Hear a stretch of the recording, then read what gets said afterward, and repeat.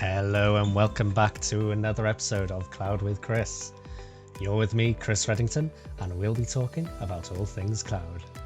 Now we've got the latest in our brand new series here of architecting in the cloud one pattern at a time, and I'm very pleased about the session that we've got today. It builds upon, or is very related at least, to one of the other sessions that we did recently, so we are keeping some themes there.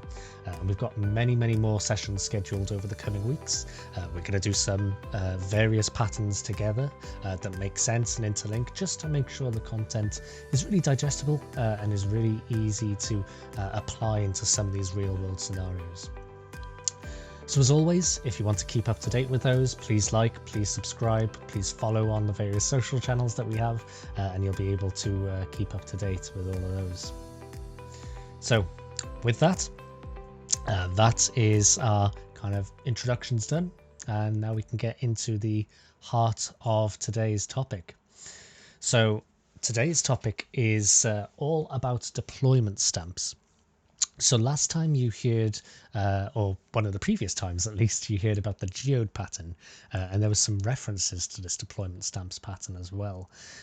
So we'll learn all about that today, how I guess they slightly differ, and really what scenarios you would plan to go and use that. So I'm very pleased today to be joined by another of my colleagues, John Downs, who is also, just like Cam, from the other side of the world. So we're recording at fun times of the day for both of us. Good morning, John. Good morning. Good evening. How are you going, Chris? Oh, good, sir. Thank you. How about you? Very well, thank you. Yeah, evening for me. And I'd say it's Guy Fawkes night here, so apologies if you hear any fireworks in the background. It's no problem. No problem. So let's maybe kick off with a bit about you, John, just for the folks listening in. You know, what's your background, and start there. Yeah. So I work on the same team as you, Chris. So I'm on the fast track for Azure team, part of Azure engineering. And our team broadly helps customers to onboard to Azure and helps them architecting solutions and deploying solutions to Azure. My particular area of focus is around solution architecture for PaaS services. So platform as a service offerings in Azure, and particularly things like app service and Azure functions and those kinds of things. But I also work a lot with customers doing geographically distributed solutions. Down here in New Zealand, where I'm from, we actually have quite a few customers who are large kind of independent software vendors or other companies that need to have copies of their solution or users for their solution all around the world. And I work with a lot of Australian customers who do that as well. So I work a lot with technologies like Front Door and Azure CDN and various other things to help them distribute their applications globally as well. And that's partly where some of this comes from. Awesome. Excellent. So I guess one of the other things as well that you missed out there, but I'm going to add in just for yourself, is the reason we're talking about this pattern is this is one of the patterns you contributed to the Azure Architecture Center as well. And, I think who better to talk about it than someone who's literally wrote the article, right? So, I think this is going to be fun for sure. Yeah, well, I mean, I did write the article. You're right, but I didn't create the pattern or anything. Sure. I think it's a pattern that's been around for a while. But it was a little bit surprising to me actually when I joined Microsoft that there was no this pattern wasn't actually documented, and I've certainly worked with a lot of customers who have used it and may not have realized they're using it, but they have. Yeah. So it was really good to get that fully documented and think through all the different aspects of it. Absolutely, and I think even when you think of the actual cloud providers as well, they're typically using these patterns when you think about how they scale their services. You mentioned about a global scenario, right? What better than like the actual cloud platform? They'll be using this kind of thing to isolate as well. Yeah, absolutely. Yeah, I mean, we'll probably talk about this in a bit, but Azure uses the deployment stamp pattern pretty heavily for a lot of the services that we run, and obviously the same principles can be used by our customers to achieve some really, really interesting architectures. Yeah, awesome. Cool. So I guess then maybe let me switch over here and we'll get your screen up here. So let's maybe just kind of level set with folks here. So who haven't really heard about a deployment stamps pattern before. They know the word deployment. They know the word stamp is like something you use for the post, right? Yep. What is deployment stamps at a high level? Yeah, that's a good question. Let me switch over. I've actually got a little animation that kind of helps to set the scene. So let's imagine that you've got an application that's, in this case, it's a very simple architecture. We've got a kind of a couple of app services and a database and some other bits and bobs. And we've got that deployed into a region. So in Azure, we've got these things called regions. In this case, because I'm in New Zealand, the closest region is Australia East. So this particular customer might have one copy of their solution deployed out to Australia East. But what, and so we can kind of think about that on a map and see, well, there it is down there in the corner of the world. But one of the things that a lot of customers want to do when they start to scale, or for other reasons that we'll come to, is they'll want to potentially have multiple copies of their solution. So they want to make it accessible to customers around the world, or they might want to have completely isolated copies or isolated environments for various reasons. And so one of the big features of deployment stamps is that you can do that, right? You can basically stamp out a copy of your architecture across any region, really, if they support all the services you're using. And of course, you might also have multiple stamps in one region as well, which we'll also talk about. So that's really the fundamental idea, right? It's a very simple principle. Just basically take a copy of what you've got and stamp it out multiple times. But of course, in order to do that, there's a few things you need to really think through, and a few things that you need to have in place before you get to that point. Sure. So what we're talking about then is effectively cookie cutter, copy and paste that deployment across different locations. Could even be the same location if you want to have maybe scale or potentially even resilience. Maybe those could be good reasons. But yeah, okay, that makes sense. Absolutely, yeah. Yeah, so I mean, if we think about why I often see customers actually doing this kind of thing, and why we use it inside Azure, I mean, there's a few different reasons why customers will be drawn to this kind of architecture. So one of the reasons is around scale, right? So if you have a solution where you really can't keep scaling up the resources you've got, you need to add more and more customers or more and more traffic, more and more users, but you've kind of hit a ceiling for some part of your architecture. One way to deal with that is to basically create a whole separate instance, right? And then start putting your new customers on that second instance. I've had one customer who actually has been doing that, right? They've hit a point where they've actually maxed out the available virtual machine sizes for SQL virtual machines, and they can't really go any higher, right. Or at least not without going prohibitively expensive in the sizing of those virtual machines. And so they've decided what they'll do instead is just create a second stamp of their solution and scale to that. So that's one very common scenario, is just you kind of have these natural points where you can't achieve any more scale within a particular set of resources you've got, and you need to kind of move out to a second instance or a second environment to do that. It almost sounds a bit to me like sharding. When you think about the sharding pattern from a data perspective, it's almost sharding the infrastructure, isn't it? A bit of a loose analogy, but there are No, I think that's exactly right. Yeah, I think it's exactly right. It's you really are sharding the infrastructure, and I guess one of the key points that we'll come back to a bit later on is that when you have a deployment stamp, then the customers that you've got will be distributed across those stamps, similar to how customers or data might be distributed across shards, and that's really good because it gives you the ability to scale different parts independently, but it does present some really interesting challenges around how you actually route requests to the right place so that they can be served. But we might come back to that in a minute. Yeah, sure. Yeah, and then I think another interesting reason why customers will sometimes come to this pattern is even if they haven't necessarily hit a wall in terms of what they can achieve with resources they've got in their current environment, In some cases, resources will start to become more and more expensive at a kind of a non-linear rate, right? So you'll get to a point where it might be very cheap to scale to a certain point, but then once you hit that point and need to scale further, then the price goes up quite significantly at each step. Sure. And I've given an example in the document about Front Door, which has some of this behavior around one particular aspect of it. But this is kind of all through the different services in Azure and other services as well.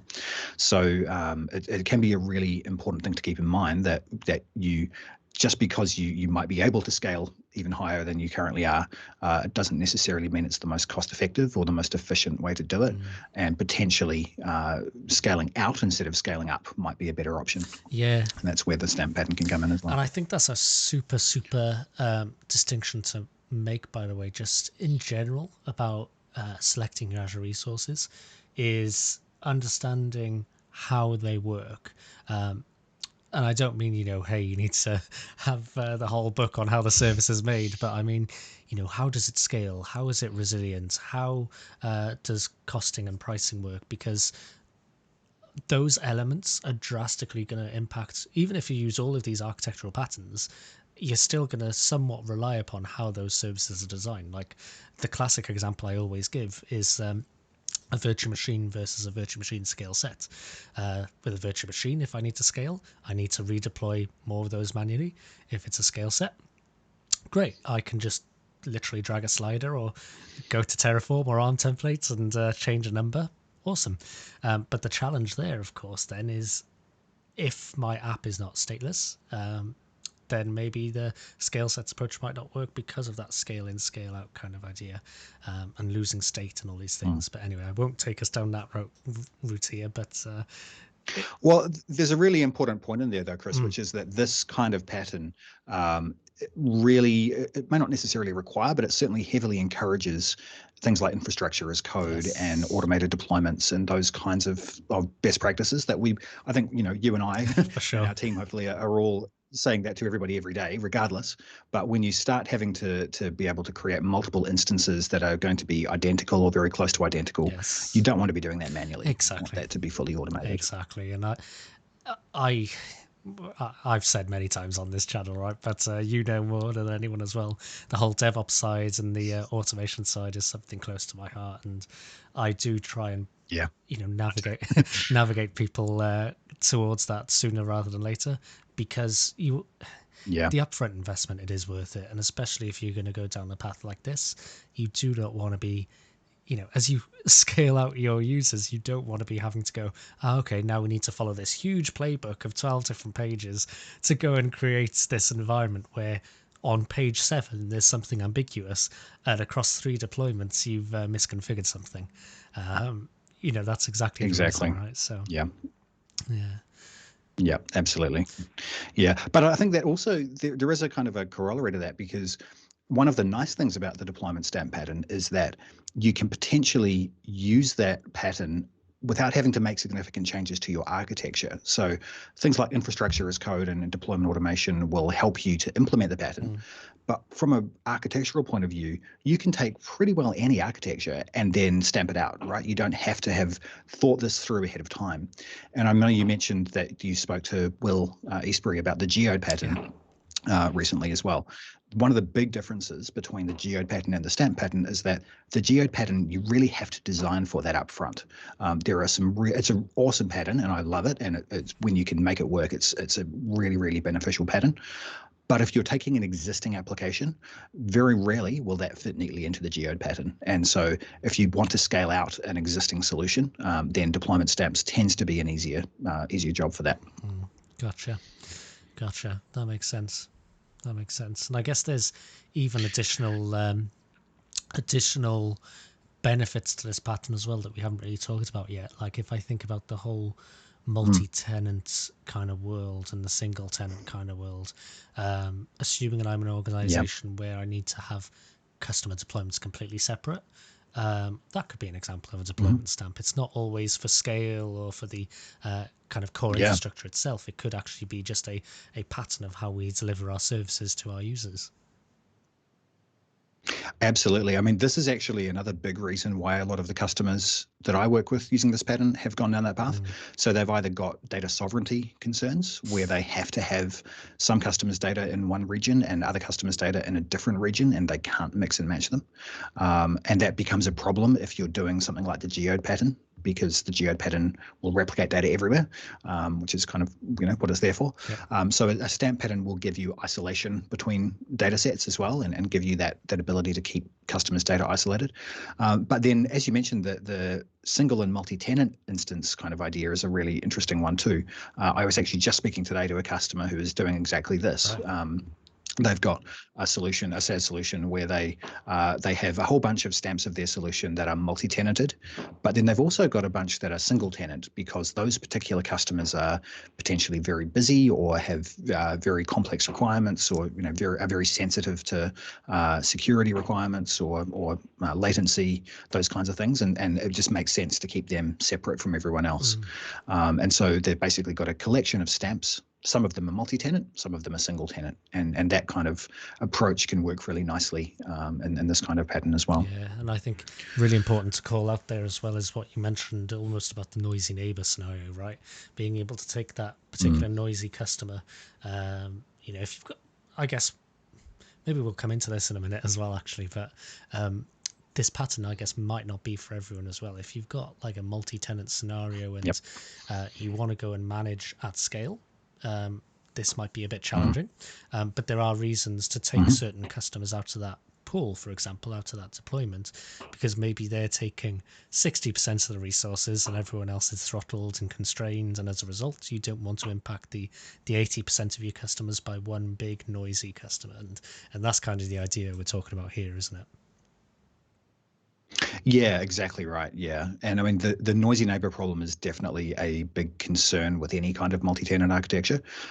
If you're going to go down that path with a deployment stamp model, then you also really need to think about how you might pull customers out of a stamp if you need to. So again, if you haven't thought that through ahead of time, then you might have all sorts of challenges with the data and how that's laid out, primary keys, and if you've got identity columns in SQL, and all sorts of things could be affected by that. So you want to think that through pretty carefully if that's a path, if that's one of the reasons that you're going with this pattern. Sure. But as you said, it certainly is a one of the things that this pattern unlocks is the ability to do that. And it's probably also worth mentioning that so one of the Azure services that uses the deployment stamp pattern is App Service. Okay. And so in App Service, we have a whole bunch of regions around the world, obviously, and then each of those regions have one or more instances of a App Service stamp. So if you go to the Azure portal or in an ARM template and provision a new App Service, your App Service is being provisioned within one of those stamps. Now, one of the interesting things about App Service is that you also have this other product called an App Service environment, which is exactly what we're talking about now. It's a isolated instance of the entire App Service infrastructure, essentially, just for you. And so you can basically provision a complete stamp of App Service, but it's all of those components in that are dedicated to you. So it's this exactly the same kind of idea. We've got this multi-tenant service where we can spread the cost of all that infrastructure across lots of customers and have them all share the same infrastructure and the same kind of network infrastructure and all those kinds of things.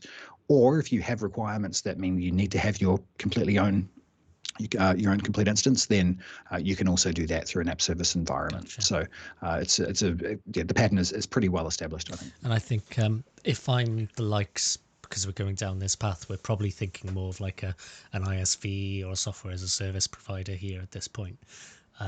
If I'm one of those kind of organizations, one of the things I should be thinking about that point then is the pricing model of that, because you're going to have a really different pricing model based upon the SaaS model and then having your own tenant. And we won't get into that at all today, but I think it's just important to call out there is going to be that nuance there as well.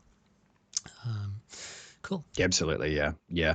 And I mean, and one of the other things that you can do with this though is that you can actually have different stamps might have different categories of resources or different tiers of resources. So one of the customers I spoke to about this pattern recently is thinking about having all of their trial customers for their product on one stamp, and those trial accounts probably won't have the absolute best resources available to them. They won't. There's no income coming from those customers, and so they don't really get kind of the gold-plated service. Sure. Whereas other customers would. And one of the nice things about having all of the stamp resources declared in an ARM template or Terraform or something like that is that you can then say, well, for this stamp, change the parameter value of this particular resource type to this, or to premium, or to standard, or you can do all sorts of manipulation of how you provision each of those stamps really nicely as well. Gotcha. Good. No, that makes sense. I think we've set the scene there with stamps. So I guess, and I think we've encroached on some of this as well. But if we think about maybe some of the challenges and some of the things for us to think about as we, we've thought about this deployment stamps. It sounds like it might be a good option. What are some of the thoughts that then should be top of mind for us there? Yeah, so this is where I'm going to go back to my diagram. So the really interesting thing about a stamp model is that, as we mentioned, all of the data that relates to one of your customers will be housed in one stamp. So if we've got stamps that are distributed through the world like this, let's say that we've got a customer who's somewhere in Europe and Spain in this case, and when they are provisioned onto our solution, we might put their data into the EU stamp, right? So that's hosted somewhere in the EU. What that means is that their data only lives there. And so if they hop on a plane, which nobody is doing at the moment, but bear with me, if they did manage to hop on a plane, came down our side of the world for a visit, then any requests that they make still need to go back to that stamp in the EU. Even though there's a stamp in Australia that has a complete copy of the infrastructure, it doesn't have their data. So there's no point sending the request there. So because of that, we need to be really careful to make sure that our customers understand that regardless of where they are in the world, their requests are going to be directed to their home stamp. Now, this also leads then to another really interesting question, which is, how do you actually route requests from a customer to the right place, right? If you've got all these different stamps and you want to provide a URL to a customer to be able to access your service or something like that, how do you actually do that in a way that's going to mean that their requests end up at the correct place, like this EU stamp? And that's where things get a bit complicated. You've got a few different options here, so I'll just skip down to this part of the page. So there's actually a whole subsection of this page talking specifically about this problem, because this is probably the most complicated part of this pattern in my experience. One solution, one option is to offload this problem to the customer, right? And the way that you do that is you basically say, if you want to access our service, here is a stamp-specific URL that you need to talk to. So here's a URL that you'll open in your browser, or here's a API URL that you'll access. But whatever it is, that URL can be resolved to a single stamp, right? So there's no ambiguity from the system's point of view. If it sees a request coming in, it will know, well, this request is for a URL that specifically says EU. This is the EU stamp. So that's the simplest option. That doesn't necessarily make for a great customer experience, because you've now kind of given the customer extra burden to have to try and understand, which of the URLs they're talking to. If you've got a solution that is completely API based, maybe that's fine, right? All somebody's going to do is update a configuration file. So it's probably not a big deal to have, a URL that says something, has a location in it. But if you're dealing with a consumer facing application, then that's where things get a little bit more tricky. Sure. And what you essentially need to do there is to have some sort of ability to route customers, ideally silently, to the right place. And there are lots of different ways you can do that. There's an example I've given in this solution here, which is actually using the geode pattern, right? So the geode pattern is a really nice solution to this problem, because we can essentially encapsulate all of the routing logic, and we can put all that routing logic into geodes, put those geodes around the world, basically. And then whenever a client wants to connect to a particular, to their application, they'll first go to this geode, to the routing service. They'll say, who should I talk to? and then the routing service will direct them to the right stamp that holds their data. So that routing service is stateful, knows where each customer's data lives, and it's also synchronized, right? So anybody can talk to that service anywhere in the world. Even though it's using the geode pattern, it's obviously it's got its data replicated everywhere, but that data is really small and really simple. All it is essentially a mapping of customer ID to stamp. So there should be no personally identifiable information, no concerns for data sovereignty. Those kinds of things are a separate kind of concern. This is really just about helping the customer to find the right place to go to so they can establish a proper connection. Gotcha. It's a really interesting idea and an elegant way, actually, of bringing those two patterns together. I really like that. Interesting use of API management there as well, actually. It's an interesting. Yeah, well, this example is for an API sure, kind of scenario. You wouldn't have to do that. I've also been kind of working on other ways to achieve this. So you can also do some interesting things if you've got a centralized identity system for your solution. So, for example, your application might make a request to the identity system, and then as part of that identity kind of authorization or authentication flow, it might also tell the user, well, okay, I've authenticated you, and also here's where you need to go. Or you can potentially do things with cookies and other kinds of things as well. So there's some interesting approaches to this. Depending on the requirements you've got for your particular solution and what's brought you to using stamps, the exact way that you go about doing that might be quite different. But it's something to be really aware of up front, is that this is one of the most complicated parts of the pattern, is figuring out how you actually get requests to the right place without necessarily making the customer have to know about it. Absolutely. And I'm just, as we've started talking about this, I've started thinking back over some customers I've worked with over the years as well, where this pattern has been there, and this has exactly been the the discussion about how you're going to go and route, and where you mentioned about the identity side. I can absolutely see that. You could have it come back as a claim or something like that, as part of that authorization and authentication experience. But then back to your earlier presentation, the PowerPoint there, you then locked into that one tenant, aren't you? So could be a nice way to update and relocate users, but then how do you move the data? Always the question there. Yeah, exactly. Yeah. And so moving the data is definitely one big thing to think about if you are going to be moving customers across stamps. Another thing that you also want to think about with this pattern is if you need to do any kinds of reporting or querying across stamps, then that can actually be quite challenging as well, depending on what you're doing. So if let's say, for example, you've got two independent systems that are each taking orders for your product, and they're two different stamps. Probably somebody in the business wants to know, how much have we sold in the last 24 hours? I don't care where, I just want to know the total sales, right?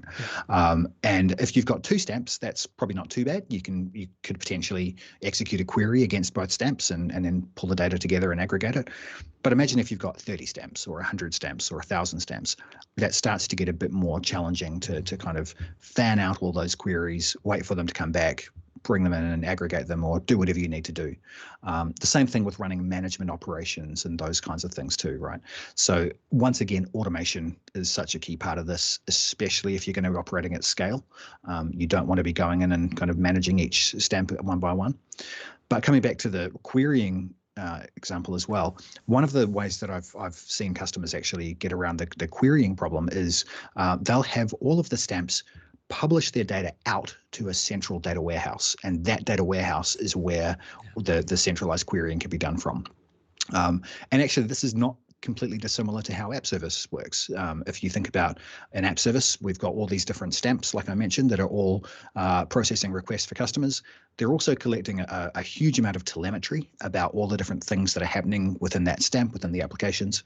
All of that gets published into a kind of a centralized data store, so that our support engineers and product teams and us can review that and see it. And we don't have to go hunting through each individual stamp one by one. There's a kind of a centralized point to do it. So again, none of this is complicated. It's just really thinking this through ahead of time to make sure that you know what requirements you have for querying, and then you can build those in right from the start. And I love the fact that we've got onto the R word, requirements, and I haven't had to bring it up as well. So thank you, John, for that. I am an architect as well, so yes, there's no chance I can talk about requirements. Awesome.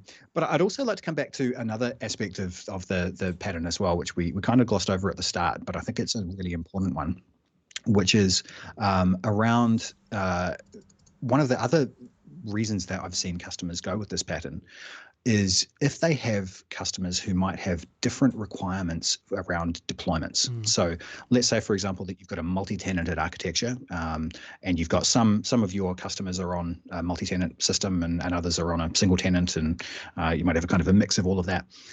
Different customers might have different requirements or even potentially different contractual obligations that you have with them to roll out updates at particular frequencies or so forth. So you can actually do your application updates against different stamps at different times. And so you can then achieve things like, for example, deployment rings, where you have some customers who get updates earlier than others, and because you can update all the customers on a particular stamp. So that means that you might, for example, have all of your early adopter customers on one stamp or a set of stamps. And then in your pipelines, you can then basically say, well, that's the ring, those are the stamps, that's the infrastructure that we want to deploy our application to first. We'll wait for that, and then once that's done, then we'll deploy to these other stamps as well. So that can be a really good thing. Again, if you've got the requirement around having different deployments or different rings, then that can be a really nice way to achieve it. Yep, and I think. Again, going back to that DevOps kind of concept, this idea of ring deployments is really for mature organizations, I would say. This idea that actually every environment you're deploying into is production, and you're going to keep pushing out. It does take a bit of maturity there, but it's not impossible. But of course, if you're taking on patterns like this and kind of starting that cloud journey, it's figuring out which battle you're going to go for. Don't try and boil the ocean at once, eat the elephant one piece at a time. I'm going to get as many analogies as I can in here. But I think the whole that makes complete sense there. Makes complete sense. Yeah, and then I think also while we're talking about requirements, just since I'm on a roll now about that, you've inspired me. So another interesting aspect is around disaster recovery and I guess high availability as well, but predominantly around disaster recovery, business continuity.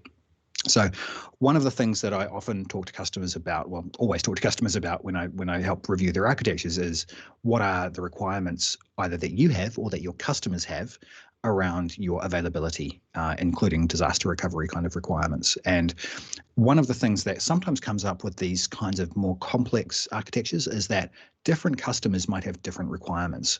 So for example, if you've got a SaaS solution, a product that you're selling both to very large enterprises and also to small organizations, probably the big companies are going to have requirements upon you to have a more resilient system than the smaller companies would. But equally, the bigger companies are probably going to be willing to pay a bit more for that as well. So what you can do as well is have different stamps have different profiles of their kind of resiliency and their ability to cope with different types of disasters. So a good example might be if you're going with a solution that has to be extremely highly available. For some customers, you might use a combination of the deployment stamp pattern and then kind of an active passive pattern as well. So that stamp would have an active passive configuration in another region. Whereas for other stamps, they might not, right? You might decide, well, for other stamps, it's not worth worrying about. So you really need to be thinking through all of these different aspects of your requirements and how that might differ, or how that you can kind of slice and dice it for different customers or different parts of your solution. And because the stamp pattern will give you a really nice way to kind of isolate some of those requirements from each other and kind of do them independently. And then related to that is also the fact that by just virtue of the way that this whole pattern works and the design of the pattern, all of these stamps are isolated from each other. So from a disaster recovery point of view and from a kind of an availability point of view, if you have a disaster and that only affects one region, for example, then probably other regions, other stamps are not going to be affected. Still not great that you have an outage in one region, but at least your whole business hasn't completely collapsed because of that. So this can be kind of a nice way of doing, kind of hedging your bets a little bit around how you deploy your architecture, and give you some of the benefits of kind of an active type pattern as well, where you can maintain some level of operation regardless of how things are playing out in a disaster. And that's almost a bulkhead pattern at the solution and deployment level, then, isn't it? You know, you're not going to have the granularity on a per service, but at least at the overall tenant to tenant level, you've got that there then as well. And I think it's important to call out as well, you mentioned about there may be these different requirements from a DR, a HA, and overall availability perspective. I think the infrastructure as code side of things can really help with that as well. There's a good pattern in there about using t-shirt sizing. So, you know, having a bronze, silver, gold, a small, medium, large, and you have these different kind of environment templates where that's the cookie cutter that you go and deploy. And you go and almost get some kind of union or consolidation of those resources that you have as building blocks for your organization, and use those as part of that end-to-end environment as well. So I think you can see how some of these patterns come together to help enable these complex deployment scenarios here as well. Absolutely, yeah. And I mean, we already talked about, you know, using the geode pattern as a kind of a piece of the puzzle for a complex architecture that involves the stamp pattern. I'm a really big fan of thinking through those kinds of combinations and working out where it makes sense to use different patterns together. I mean, we just in the last few minutes we talked about the geode pattern, the bulkhead pattern, the sharding pattern, the deployment stamps pattern. I probably missed a couple as well. So you know, you absolutely can and should be thinking about how you can combine all these. And I think another thing that's kind of related to that is, if you are deploying a deployment stamp pattern, it doesn't necessarily mean that stamp has to be a fixed size, right? You can still have, for example, scale out within that stamp, right? You're not having to say, well, we've got a fixed number of instances of our application server or our app service plan in this stamp, and that's all we can ever stamp out. You have, the way I think about it is, you've got all these different types of elasticity within your system. Stamps will basically let you put a box around that and say either there is a natural boundary here to elasticity on this one particular piece, or, you know, we have these other requirements that lead us to need to put a box around things. Let's stamp that out. But if you don't need to have a complete other copy, you might be able to just get by with, you know, doing scale out and then doing things using patterns like the competing consumers pattern and queues and those kinds of things to achieve scale within a stamp as well. So it's all kind of all mixed up together, right? There's a lot of different pieces that go into a complex architecture these days. Yeah, absolutely. When we get in this distributed architecture world, which is cloud, right? It's many different things to think about. And you mentioned competing consumer there. We've got that coming up in a few weeks, competing consumer with things like queue-based load leveling and those common kind of combinations there as well. So we won't spoil that fun. Absolutely. But I like how you managed to sneak in a couple more patterns there as well. Okay. Exactly. Yeah. So I guess it feels like we're kind of coming to the end of what we're talking about here. So I guess what's from everything we've spoken about here, would you say there's some kind of main call outs that you'd want to leave folks with? And, you know, what scenarios would this be useful for that we want to kind of reiterate? I think we've covered most of it, but any big call outs from your side of things? Yeah, I think one of the things, just kind of talking about the patterns more generally, one of the things that I find really useful when I'm thinking about patterns is not only when is this pattern useful, but also when is this pattern not useful? When is it not appropriate? I think it's really important when we're designing patterns as architects to also be clear about who this is not for or what situations this is not for. And deployment stamps is a good place for that as well, because if you've got a very simple solution where you only are going to have a small number of customers or a small number of components, or you don't need high scale, then having the ability to do this kind of, you know, global replication and so forth is going to be overkill for your requirements. So you need to have a clear idea going in about what kind of what your requirements are going to be, what your likely scale is going to be. All those kinds of things are going to play into this, and you don't want to over architect for a problem that you're never going to have. And similarly, if you've got, like we just talked about, if you've got solutions that just need to scale, one component, or there's the scaling is relatively straightforward, again, this is probably not going to give much value, right? You're going to be unnecessarily provisioning a whole bunch of extra infrastructure, dealing with all of those complexities that we talked about for minimal reason. But I think another big thing that I just want to call out again is just this routing component, right? This routing complexity, because one of the things that I've often had customers ask me about when they talk about this pattern is, can we use something like Azure Traffic Manager or Azure Front Door to basically route traffic to the closest, to our closest application tier, our closest servers? And the answer to that, basically with deployment stamps, is probably not, because you don't want customers to be directed to their closest stamp if that stamp doesn't have their data.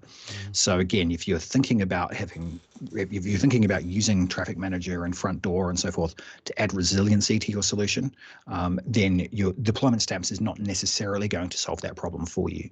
So you need to really think through those other patterns we talked about, active, passive, and so forth, to see if those kinds of things might be useful instead of or as well as stamps. And then also, it's worth thinking about when we've talked about the geode pattern as well. If you've got a solution that actually could fit the geode pattern, in my experience, it's a much cooler architecture, but also it gives you a lot of benefits beyond the stamps pattern. So if you can do it, it's certainly worth considering. But also, if you've got a simple solution where you're, for example, serving static content or doing something else like that, where you need to have global distribution of your application, but it doesn't necessarily need it to be completely partitioned or stamped, then just using a content delivery network or just using Front Door might give you the benefits that you need without having to go down the whole path of provisioning multiple instances. So it's really useful pattern. I've seen a lot of customers use it very successfully, but again, you just want to be clear about what you're getting into and whether you actually need it. Awesome. Excellent. Some great closing thoughts there, John. Thank you for that. So yeah, I think this has been a really awesome session. So all I have to say is just thank you. I think it's been really informative, and I think the folks listening in there will get a lot of value from this. So thank you for contributing it to the Architecture Centre, even though it's been a well-known pattern. Someone to actually put the stake in the ground is always good. And thank you for coming on and talking about it. Really appreciate it. Awesome. Thanks, Chris. There we go, folks. We've been talking about the deployment stamps pattern there. So we've understood the scenarios where it works really well. We know there are going to be certain scenarios where it doesn't work so well. Ultimately, it's going to be understanding what your requirements are. We keep talking about this over and over, but understanding your requirements is going to be really key to influencing, do I need the deployment stamps pattern? Do I need a geode pattern? Do I need to go and have a slightly different routing kind of mechanism for my deployment stamp setup? We talked about the importance of infrastructure as code, and just in general, looking at how some of those other patterns will come into play as well when we use our deployment stamps. Scalability, resilience, tenancy are going to be different reasons as well why you might want to go and consider this. But like John said, do be aware of when you might not want to go and consider this as well, because that's equally as important, if not more so important, I would say. So otherwise, all there is to say then is we've got more of these sessions coming up over the next few weeks. I think we've got one scheduled on sharding, actually, and I think some of the indexing patterns. We've got some on the competing consumer and the queue-based load leveling. We've got a good number of different ones coming up around API patterns as well. So definitely stay tuned for those. We'll be posting updates about what's coming. And just you know what to do: like, follow, subscribe, just to make sure that you keep up to date with the relevant information there. So thank you for tuning in, thank you for listening, and hope this has been useful. Comments always appreciated, and until next time, see you soon. Bye for now.